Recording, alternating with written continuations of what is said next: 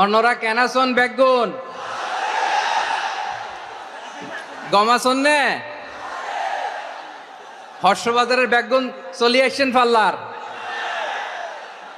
আল্লাহ আকবার, আল্লাহ আকবার, আল্লাহ আকবার কবীরা। প্রিয় ভাইয়েরা, আপনারা সবাই ভালো আছেন? সবাই ভালো আছেন? আপনারা অনেক কষ্ট হয়েছে আপনাদের, আমি জানি। আর অল্প সময় একটু কষ্ট দিব। সকাল 10টা থেকে রাত 10টা পর্যন্ত 12 ঘন্টার একটা প্রোগ্রাম। এই তো 10টা বাজতে আর অল্প কিছু সময় বাকি, আমি শেষ করে দেব ইনশাআল্লাহ। 3 দিন আগে আসছো? আচ্ছা, মাশাআল্লাহ মাশাআল্লাহ। পেকুয়ার প্রোগ্রাম আজকে ইতিহাস হয়ে থাকবে ইনশাআল্লাহ। আপনারা এই যে চকরিয়া থেকে কারা কারা আসছেন দেখি? চকরিয়া,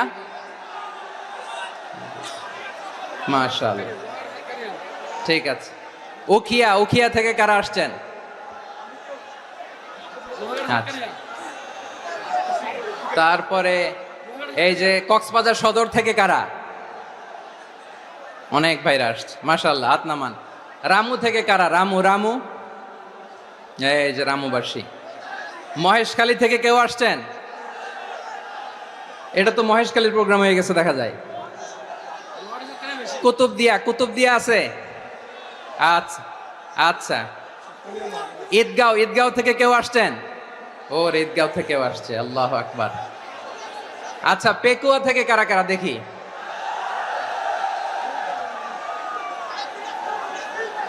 মাশাআল্লাহ মাশাআল্লাহ মাশাআল্লাহ। আচ্ছা, সাতকানিয়া লোহাগড়ার কে?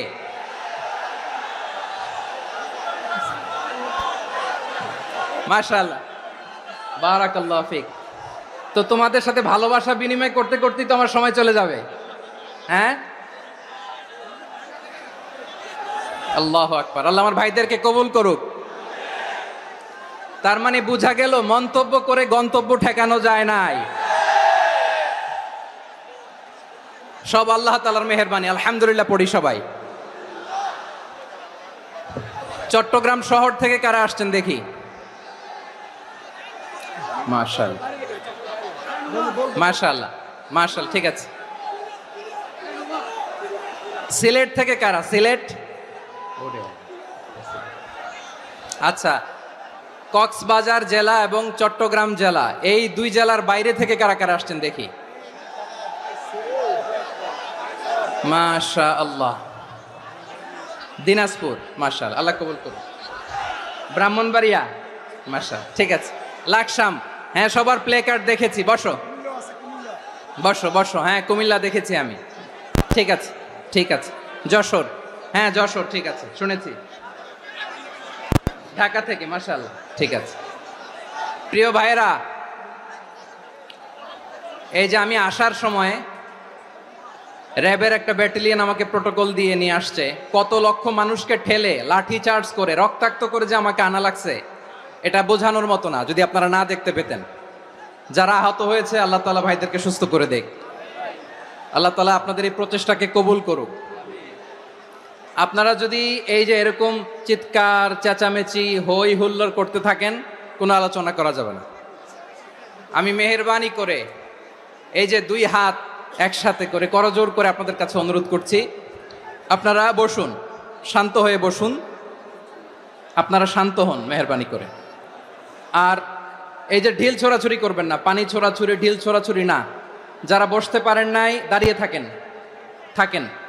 আজকে আমরা সবাই দায়িত্বশীল, আজকে সবাই দায়িত্বশীল। এই যে ইউটিউবার ভাই, এই যে এলইডি ভাই, বসে যান, ঠিক আছে, থ্যাংক ইউ, বসে যান। শ্রোতাদের সাথে কোনো কথা বলা যাবে না, আমার সাথে কথা, বসে যান।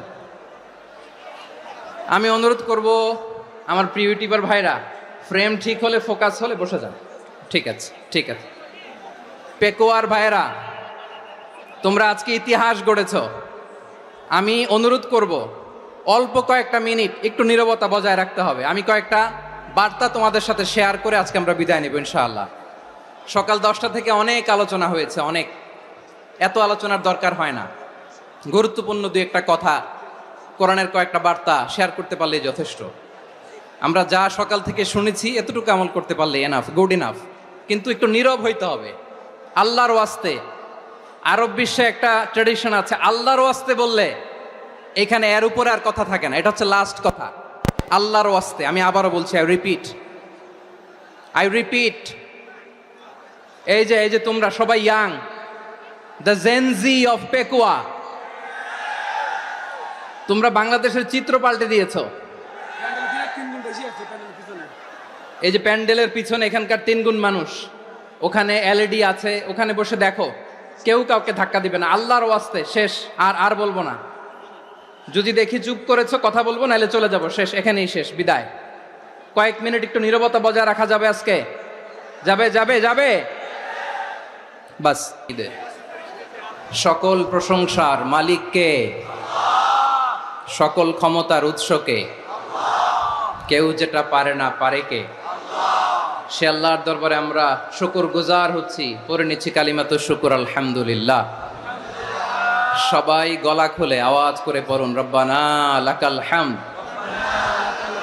হামদান কাসীরান তাইয়্যিবান মুবারাকান ফীহি ইয়া রাব্বি লাকাল হামদু কামা ইয়ানবাগি লিজালালি ওয়াজহিকা ওয়া আযীমি সুলতানিকা লাকাল হামদু বিল ঈমান লাকাল হামদু বিল ইসলাম লাকাল হামদু বিল কুরআন।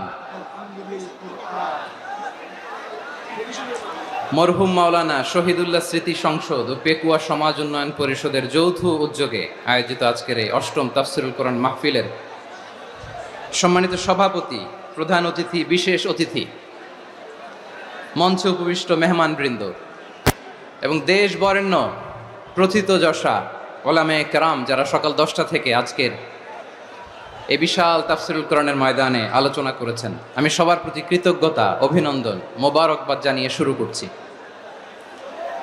আল্লাহ রাব্বুল ইজ্জত জালালের দরবারে শুকরিয়া জ্ঞাপনের পাশাপাশি আমি আপনাদের শুকরিয়া জানাই, যারা কক্সবাজারের বিভিন্ন থানা থেকে, চট্টগ্রামের বিভিন্ন থানা থেকে এবং বাংলাদেশের বিভিন্ন জেলা থেকে আজকের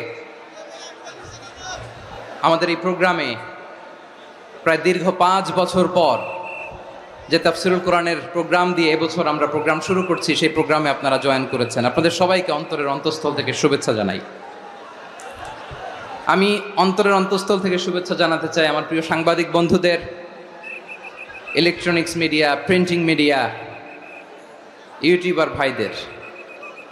আজকে এই প্রোগ্রামের শান্তি শৃঙ্খলা নিরাপত্তার দায়িত্বে নিয়োজিত ছিল পুলিশ বাহিনী, বিডিআর বাহিনী, তারপরে র্যাব, দেশপ্রেমিক সেনাবাহিনী এবং পেকুয়ার ভলান্টিয়ার্স ভাইয়েরা, যারা যেভাবে আজকের প্রোগ্রামকে সার্থক করার জন্য আপনারা শ্রম দিয়েছেন, সময় দিয়েছেন, মেধা দিয়েছেন, উপস্থিত হয়ে প্রোগ্রামকে সার্থক করেছেন, আমি সবাইকে শুভেচ্ছা এবং মোবারকবাদ জানিয়ে শুরু করতে চাই। সম্মানিত ভাইয়েরা, আমাদের সময় হাতে খুব কম। বড় তাফসিল প্রোগ্রামগুলোর সবচেয়ে বড় ক্রাইসিস বা প্রবলেম হচ্ছে এখানে শোডাউন থাকে বেশি, ইউটিউবার থাকে বেশি, নিউজ কাভারেজ বেশি, কিন্তু মন খুলে, প্রাণ খুলে, নিঝুম নিস্তব্ধ একটা পরিবেশে কথা বলার যে সুযোগ, সেটা হয়ে ওঠে না। কিন্তু আমরা একটু কষ্ট করলে, একটু স্যাক্রিফাইস করলে এটা সম্ভব। আমি শুরুতে হাত জোর করে আল্লাহর ওয়াস্তে আপনাদেরকে চুপ থাকতে বলেছি। কোনো ভলান্টিয়ার্স আপনাকে বলবে না, একজন আরেকজনকে বলবে না, একে অন্যকে বলার দরকার নাই, থামো, সরো, জায়গা নাই, কিছু বলার দরকার নাই। শুধু চুপ থাকতে হবে মেহেরবানি করে কয়েকটা মিনিট। আল্লাহর ওয়াস্তে যদি মেহেরবানি করে চুপ থাকতে পারেন, কয়েকটা কথা শেয়ার করবো ইনশাআল্লাহ। এইদিকে চুপ হয়ে গেছে মাশাআল্লাহ, এই দিকটাতেও আল্লাহর ওয়াস্তে ধাক্কা ধাক্কি, জায়গা না হলে পেছনে চলে যাও। আমাকে দেখা লাগবে জরুরি না তো, এলইডি আছে, ওখানেও দেখা যাবে, ওখানে চলে যাও। ধাক্কা ধাক্কি করে ঘেমে ঘরমাক্ত হয়ে কি একটা কঠিন অবস্থা। শীতের সিজন মনে হয়, আমি তো ঘামতেছি।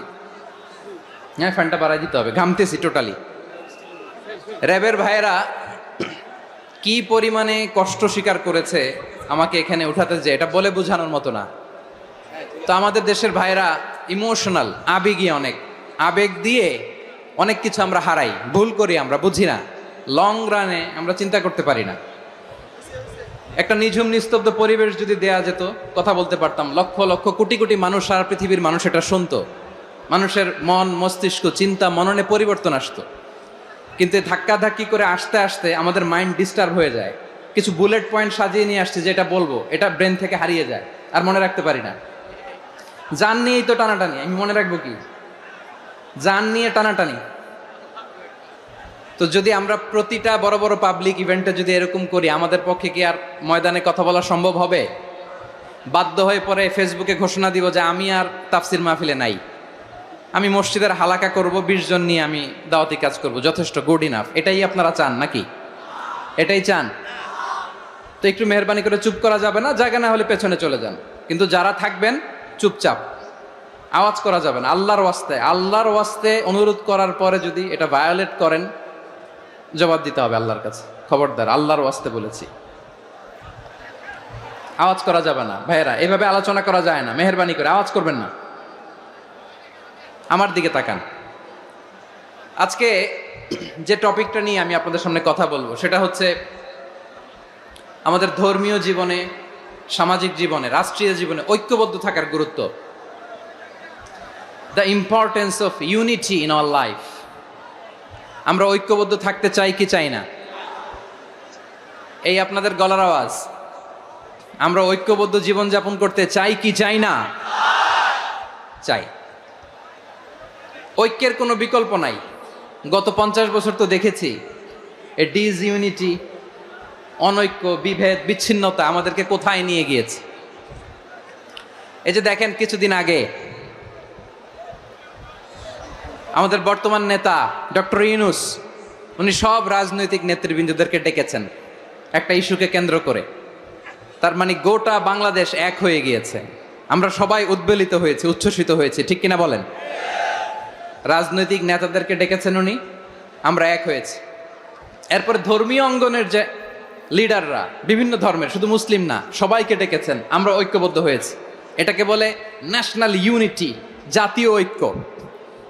যে কোনো ধরনের কনস্পাইরেসি, ষড়যন্ত্র, আধিপত্যবাদ মোকাবেলায় জাতীয় ঐক্যের চেয়ে মোক্ষম হাতিয়ার আর নাই। আমাদের একটা প্রতিবেশী দেশ আছে, আমরা আমাদের দেশ নিয়ে যত ভাবি, তারা তার চেয়ে বেশি ভাবে। কথা বুঝতেছেন না? আরো ভেঙে বলতে হবে। হ্যাঁ, আমরা আমাদের দেশ নিয়ে যত উদ্বিগ্ন, এদের আরো টেনশন বেশি। বলেন, আমাদের দেশে শান্তি আছে না নাই? আমরা হিন্দু মুসলিমে কখনো দাঙ্গা লাগে? আসতে বলেন, কেন লাগে? ওদের পূজা পার্বণে আমাদের মাদ্রাসার ছেলেরা যে পাহারা দেয়, চিল্লায় বলেন ঠিক কিনা? আমাদের তাফসির মাহফিলের সময় ওরা ডিস্টার্ব করে, ঢোল বাজায় না। ওদের পূজা পার্বণের সময় আমাদের তাফসির মাহফিলের ডেট হলে আমরা চেঞ্জ করে দেই। সুবহানাল্লাহ, কি সাম্প্রদায়িক সম্প্রীতির রোল মডেল। আর ওই বাংলাদেশের ব্যাপারে তারা অনেক ডিসইনফরমেশন ছড়াচ্ছিল। ভারতের অনেকগুলো গণমাধ্যম, আমি জেনারেলাইজ করব না, আমাদের প্রতিবেশী দেশের সব গণমাধ্যমকে আমি দোষ দিতে চাই না, অনেকগুলো গণমাধ্যম তারা ডিসইনফরমেশন শেয়ার করেছে। ডিসইনফরমেশন আর মিস ইনফরমেশনের পার্থক্য আছে। মিস ইনফরমেশন না জেনে ভুল বুঝে একটা মিথ্যা বা ভুল তথ্য ছড়িয়ে দেয়া, এটার ক্ষমা আছে, এটার কি আছে? আর ডিসইনফরমেশন মানে ইচ্ছা করে, প্ল্যান করে, ম্যাপ করে, ছক এঁকে মিথ্যা, গুজব, রটনা সোশ্যাল মিডিয়ায় ছড়ানো, এটার ক্ষমা আছে? আওয়াজ করে বলেন, ক্ষমা আছে?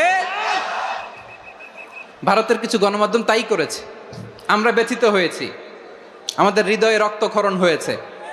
আমাদের প্রতিবেশী দেশকে বলতে চাই, আমাদের দেশ নিয়ে আপনাদের ভাবার দরকার নাই, নিজের চরকায় তেল দেন, নিজের দেশ নিয়ে ভাবেন।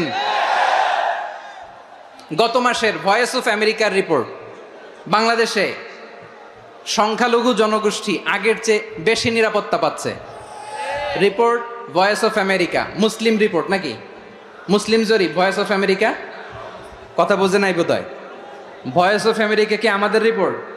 না, ভয়েস অফ আমেরিকার জরিপ, বাংলাদেশের সংখ্যালঘু জনগোষ্ঠী আগের চেয়ে ভালো নিরাপত্তা পাচ্ছে। শুধু এখানেই শেষ না, মাইক্রোসফটের একটা জরিপ শোনাই আপনাদেরকে। তারা সারা পৃথিবীতে গুজব, ভুয়া আর মিথ্যা নিউজ ছড়ানোতে কোন দেশ সেরা একটা রিপোর্ট করেছে, এর মধ্যে 1 নম্বরে এসেছে ভারতের নাম। মাইক্রোসফট তো মুসলমানরা চালায় না, কথা বোঝে নাই বোধহয়। প্রতিবেশী দেশকে বলবো, আপনারা নিজের চরকায় তেল দেন, আপনারাও শান্তিতে থাকেন, আমাদেরকেও শান্তিতে থাকতে দেন। সব চেঞ্জ করা যায়, প্রতিবেশী চেঞ্জ করা যায় না। আমাদের ল্যান্ড তাদের ল্যান্ড পাশাপাশি, আমরা চাই তারাও সুখে থাক, আমরাও সুখে থাকি, ঠিক কিনা? কিন্তু প্রতিবেশী হলে বন্ধুত্বপূর্ণ আচরণ করতে হয়। প্রতিবেশী যদি বন্ধু না হয়ে প্রভু হতে চায়, এরকম দানব প্রতিবেশী কেউ চায় না।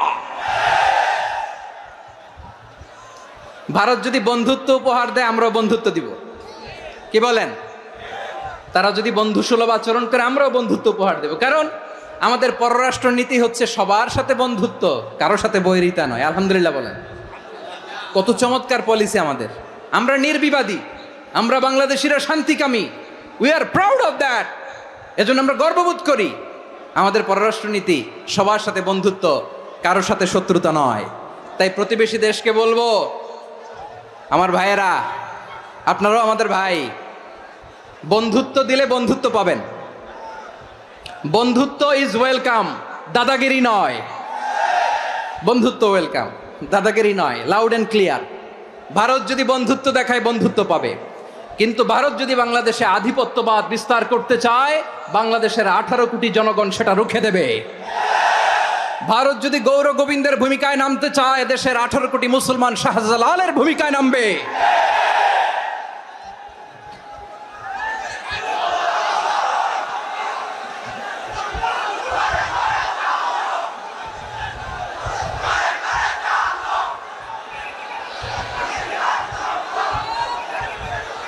প্রিয় ভাইয়েরা, আমরা বন্ধুত্বে বিশ্বাসী, শত্রুতায় নয়, ঠিক কিনা বলেন? আল্লাহ আমাদেরকে বোঝার তৌফিক দান করুক। তাহলে এই যে তারা বলেছে এদেশে সংখ্যালঘুরা কষ্টে আছে, দুঃখে আছে, এটা কি ঠিক? বলেন, এটা কি ঠিক? না, তারা ডিস ইনফরমেশন শেয়ার করেছে, এটা ঠিক নয়। আমার প্রতিবেশী বন্ধু রাষ্ট্রকে বলবো, আপনারা এটা করবেন না, এটা করবেন না। আমরা শান্তিতে আছি, আপনারাও শান্তিতে থাকেন, আমাদেরকেও শান্তিতে থাকতে দেন। এই যে চিটাগাংয়ের অ্যাডভোকেট আলিফ হত্যাকাণ্ডে গোটা বাংলাদেশ আমরা ধৈর্যের পরাকাষ্ঠা দেখিয়েছে, চিল্লায় বলেন ঠিক কিনা? আমাদের নেতা আমাদেরকে ডেকেছে, আমরা শান্ত থেকেছি। আমরা শান্ত থাকতে চাই, আমরা ঐক্যবদ্ধ থাকতে চাই। যে কোনো ষড়যন্ত্র রুখে দেওয়ার জন্য ঐক্যবদ্ধ প্রচেষ্টার কোনো বিকল্প নাই। তাই আজকের আলোচনার ছোট্ট একটা টপিক আমি শিরোনাম ঠিক করেছি, আমাদের জীবনে, সমাজ জীবনে, ধর্মীয় জীবনে, রাষ্ট্রীয় জীবনে ঐক্যবদ্ধ থাকার গুরুত্ব। এবার আওয়াজ করে পেকুয়ার ভাইয়েরা বলেন, আমরা ঐক্যবদ্ধ জীবনযাপন করতে চাই কি চাই না? আল্লাহ তাআলা সে নির্দেশনাই দিচ্ছেন।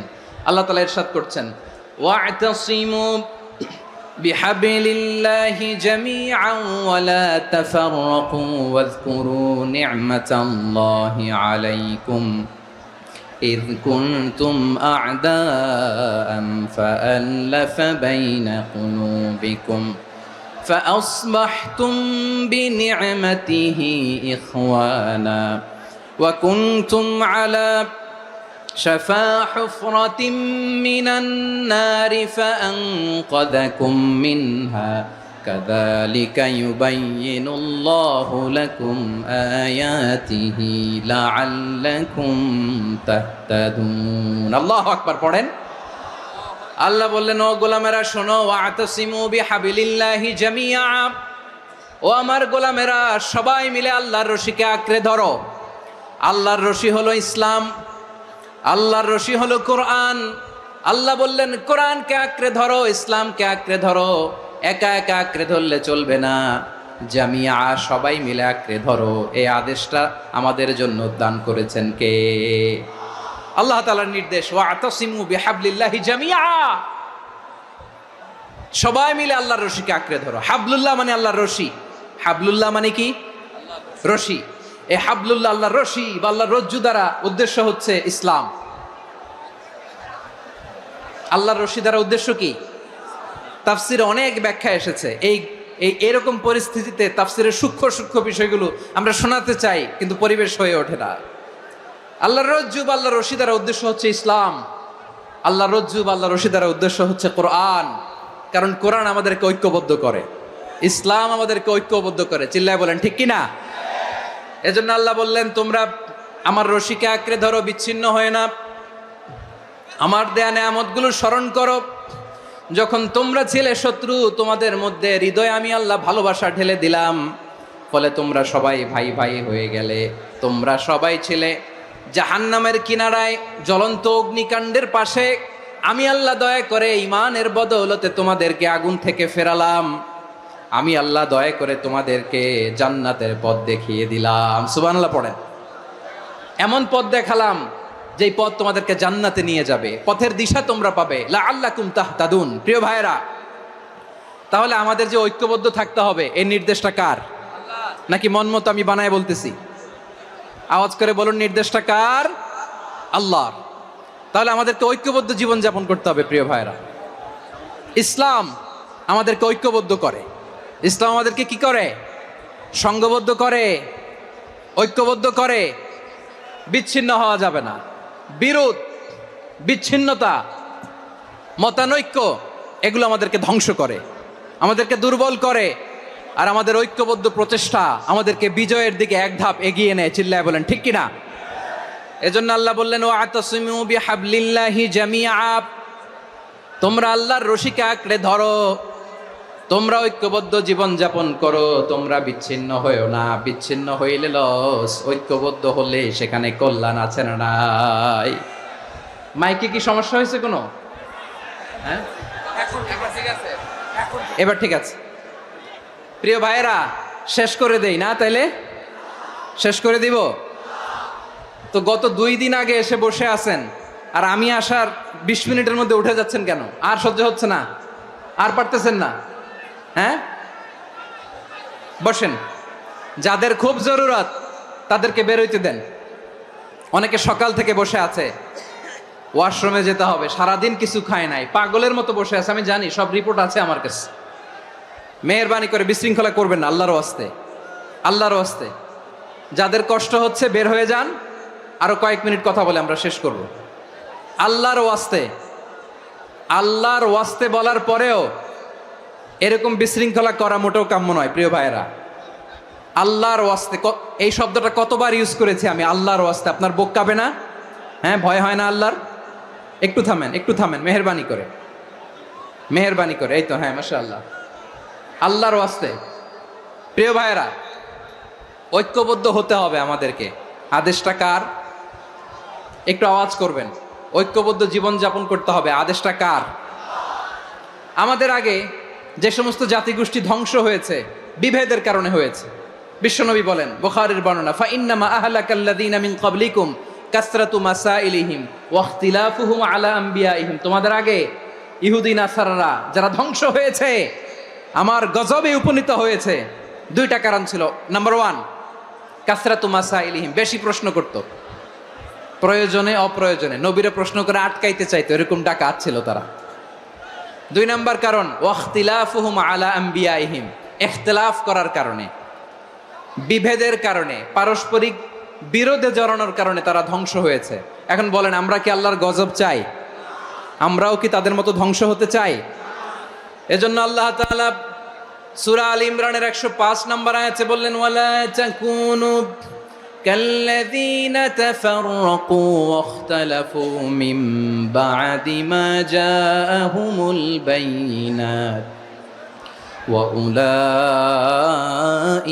লাহুম আযাবুন আযীম। খবরদার, প্রমাণ পাওয়ার পরেও, দলিল নাজিল হওয়ার পরেও যারা বিরোধ করেছে, ইখতিলাফ করেছে, বিচ্ছিন্ন হয়েছে, খবরদার তোমরা তাদের মতো হও না। যদি তাদের মতো হও তাহলে জেনে রাখো, ওয়া উলাইকা লাহুম আযাবুন আযীম, তাদের জন্য আমি মর্মন্তুদ শাস্তি প্রস্তুত করে রেখেছি। যারা বিচ্ছিন্ন হয়েছে, বিরোধ করেছে, তারা কারা? ইহুদি নাসারারা। এই আয়াতের তাফসীরে কাল্লাযীনা তাফাররাকু ওয়াখতালাফু, যারা বিচ্ছিন্ন হয়েছে, বিরোধ করেছে, তারা কারা? মুফাসসিরিন ইকরাম বলেছেন, তারা ইহুদি নাসারারা। আওয়াজ করে বলুন তো, তারা কারা? ইহুদি নাসারারা। বিষ্ণু ঈসা ইসলাম সুনানে আবু দাউদ এবং তিরমিজির হাদিসে বলেন, ইফতারাকাতিল ইয়াহুদু আলা 71 ফিরকা, ইহুদিরা 71 দল হয়েছে। ইখতিলাফ করতে করতে কয় দল? সবাই বলে নাই কয় দল? ওয়াফতারাকাতিন নাসারা আলা ইসনাতাই ওয়া সাবঈনা ফিরকা। আর নাসারারা হইছে 72 দল। আওয়াজ করে বলুন তো কয় দল? ওয়া সাতাফতারিকু হাযিহিল উম্মাহ বিসালাসিন ওয়া সাবঈনা ফিরকা। আর বিশ্বনবী আফসোস করে বলেন আমার উম্মত হবে 73 দল। ইহুদি 71 দল, নাসারা 72 দল, আর আমার উম্মত। বুঝে থাকলে আওয়াজ করে বলেন। বিশ্বনবী বলেছেন আমার উম্মত ভাগ হবে কয় দলে? কুল্লুহা ফিন্নার, সব জাহান্নামে যাবে, ইল্লা ওয়াহিদা, একটা দল ছাড়া। সাহাবারা বললেন মান হিয়া ইয়া রাসূলুল্লাহ, সেই নাজাত প্রাপ্ত জান্নাতি দল কোনটা? আপনি কি আমাদের বলবেন না? আপনি মেহেরবানি করে একটু বলে দেন তারা কারা।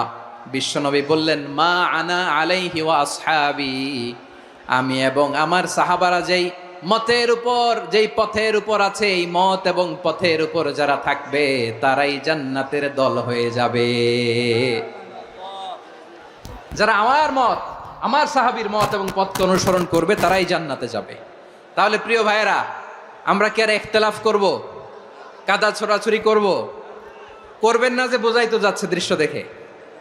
ধাক্কাধাক্কি যে আপনারা করবেন না। আপনাদের এই যে আমলনামা তো আমার কাছে আছে।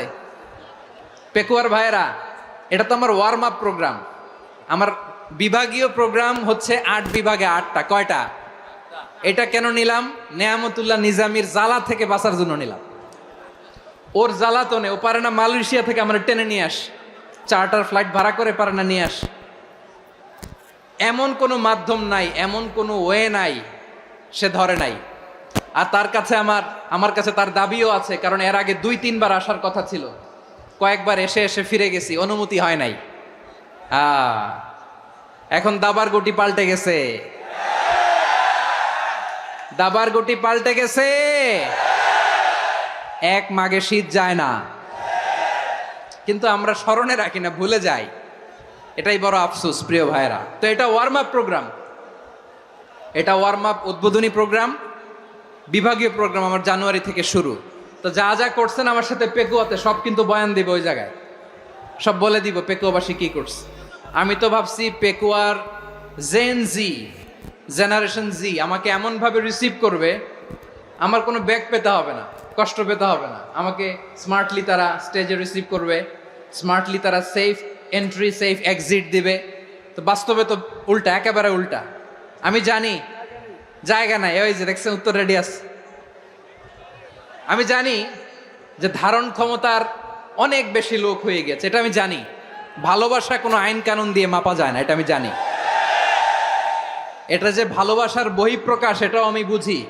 ভালোবাসাকে আটকায় রাখা যায় না। এটা যে ভালোবাসার অগ্নি স্ফুলিঙ্গ, এটারে কোনো কিছু দিয়ে দামায় রাখা যাবে না, এটা আমি টের পাই। এজন্যই মনকে বুঝতে যেটা ভালোবাসা।